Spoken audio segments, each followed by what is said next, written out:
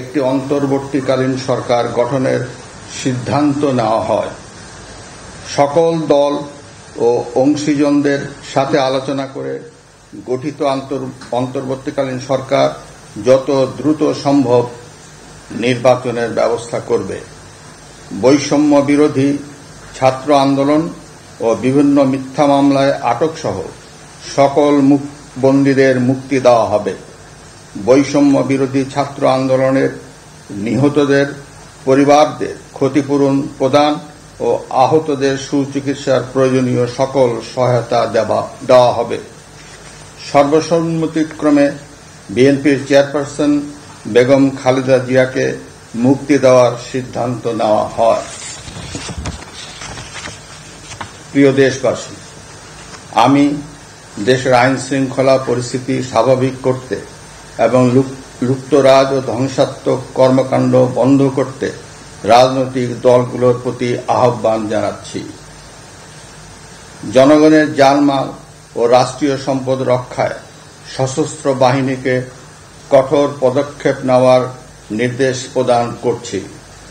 সাম্প্রদায়িক সম্প্রীতি ও সংখ্যালঘুদের নিরাপত্তা নিশ্চিত করতে এবং সরকারি সম্পত্তি রক্ষায় সকলকে এগিয়ে আসার আহ্বান জানাচ্ছি। দেশের অর্থনীতি, প্রশাসন ও শিল্প কলকারখানা চালু রাখার লক্ষ্যে সকলকে কার্যকর ভূমিকা রাখার আহ্বান জানাই। ছাত্র নেতৃবৃন্দ ও শিক্ষকদের সাথে আলোচনা সাপেক্ষে অতি শীঘ্রই শিক্ষা প্রতিষ্ঠানগুলি খুলে দেওয়া হবে।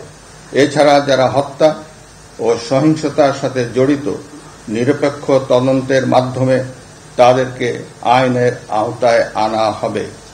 গণপ্রজাতন্ত্রী বাংলাদেশের সংবিধান অনুযায়ী অনতি বিলম্বে বর্তমান সংসদ বিলুপ্ত করা হবে।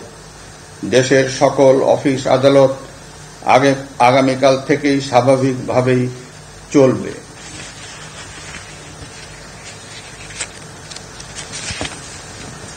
প্রিয় দেশবাসী, আসুন আমরা দেশকে বাঁচাতে একযোগে কাজ করি।